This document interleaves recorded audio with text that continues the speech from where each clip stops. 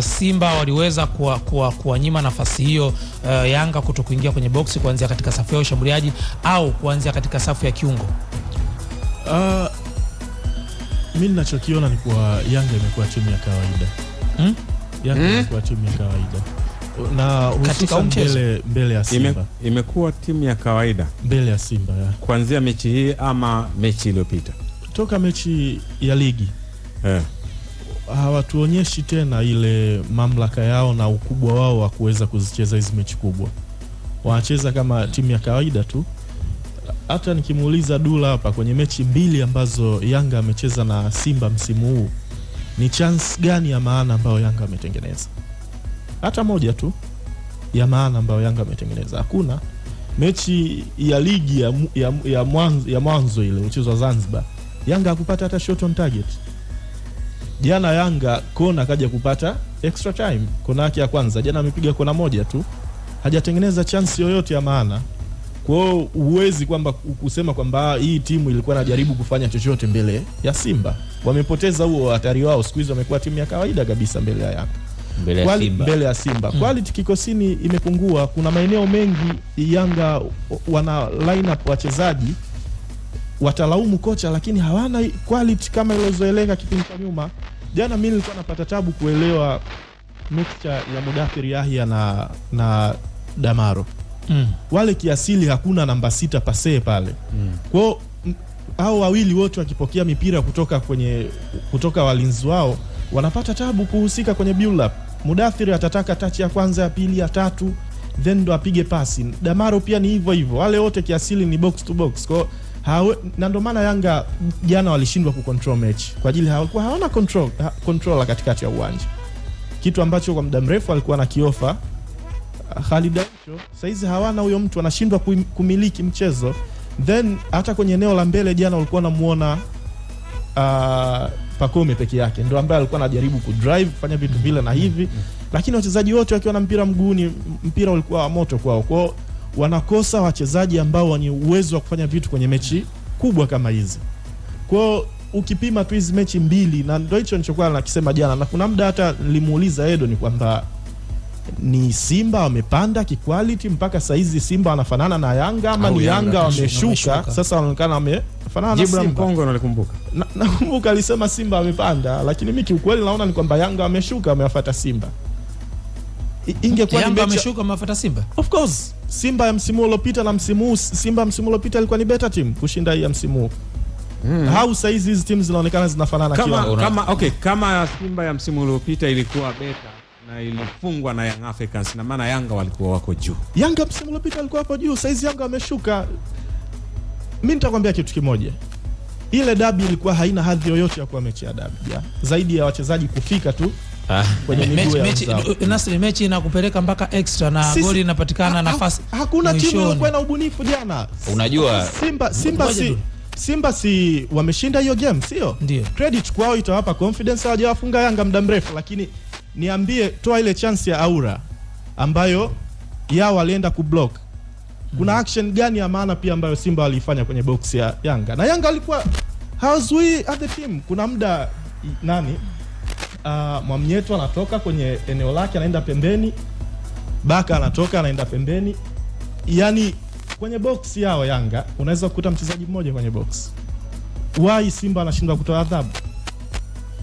Yaani unacheza na timu ya namna hiyo, una create chance moja ndani ya dakika 120 kwenye opening play. Lakini Yanga hawaja create chance yoyote. Kwa ni timu mbili zilikutana zina kiwango cha kawaida, ikawa dabi ya kawaida kabisa. Samahani, naomba na mimi ni chipping hapo kwa sababu kabla ya kuchipping.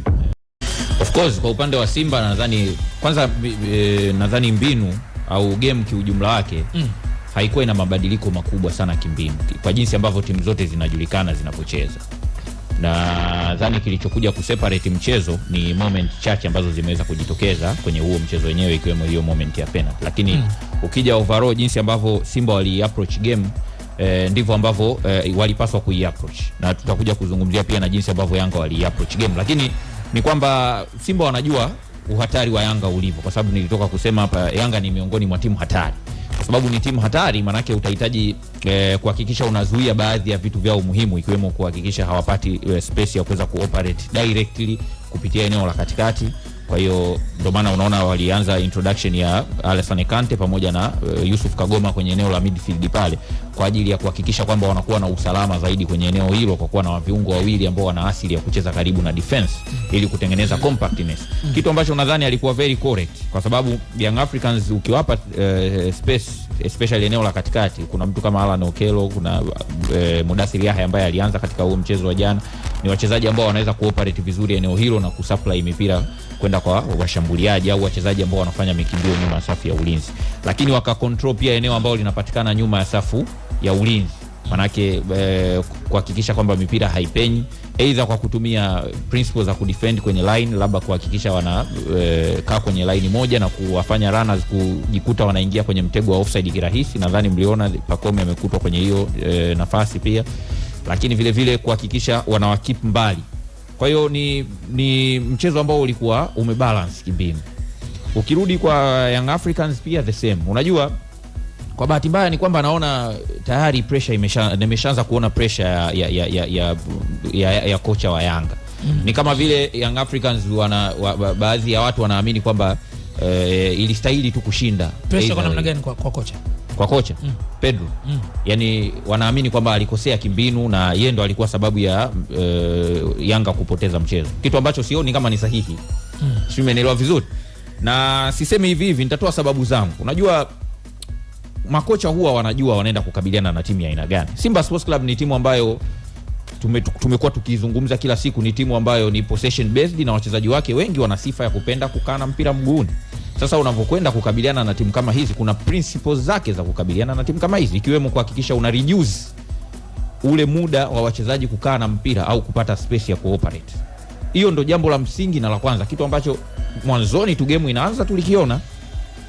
Young Africans walikuwa compact, walikuwa aggressive sana pindi ambapo wachezaji wanakuwa na mpira, kwa sababu ni kitu ambacho sasa mwalimu anaki-instruct, ila kuna vitu vinaenda kupelekea athari. Kwa mfano, ni rahisi sana ukikutana na timu ambayo ina wachezaji wengi wanaokaa na mpira mguuni, ni rahisi sana kujikuta unaingia kwenye ile challenges ambazo zinaweza zikawa reckless, ambazo zinaweza zikababisha kadi na vitu kama hivyo, ambayo sidhani kama ni sehemu ya mwalimu. Ile pressure ambayo unaenda kuwapa wachezaji wenye mpira inatakiwa iwe coordinated pressure, yani kwamba ubalance ili wasiweze kuseto na kutani kirahisi, lakini haimaanishi uwe reckless na kufanya challenges ambazo zinaweza kupelekea kadi au fouls ambazo ni unnecessary. Kwa hiyo kwa Yanga jana mwalimu ali-instruct kwamba nyie hakikisheni hawa wachezaji mnawapunguzia muda wa kukaa na mpira, kwa sababu ndio ubora wao ulipo. Lakini jambo la pili, kuwa na compact defensive shape. Manake mstari wa ulinzi wa kiungo pamoja na eneo la ushambuliaji unatakiwa uwe karibu ili kuwanyima wachezaji wenye kupenda kukaa na mpira, kwa sababu sifa ya wachezaji wenye kupenda kukaa na mpira inafahamika ni kupata space ya cooperate.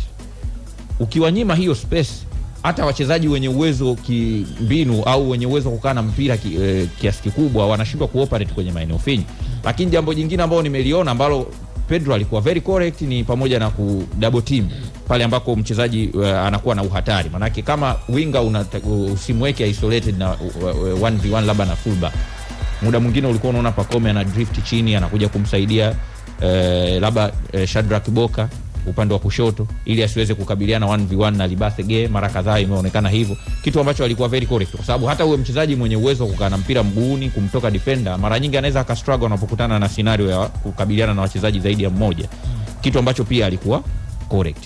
Na ndio maana ukijaribu kuangalia huu mchezo hakukuzalishwa hatari nyingi sana kwa timu zote mbili ukikompea labda na mchezo uliopita, kwa sababu timu zote zilikuwa zina tahadhari. Kwa Simba ilikuwa wamezuia Yanga katika namna hiyo, ikalazimisha Yanga kushindwa kuingia ndani ya boksi kwa muda mrefu kama ambavyo imezoeleka, na kulazimisha wachezaji kupiga mashuti ya nje. Nadhani mmeona amepiga Alan Okello, amepiga Mudathir Yahya, amepiga Maxim pia Nzengeli. Ni kwa sababu walinyimwa hiyo nafasi ya kuweza kuingia ndani ya box na ku-apply ile principle ya kuhakikisha kwamba timu kama hii unaikeep mbali na box as much as possible. Nasri, kwa hiki ambacho Dula amezungumza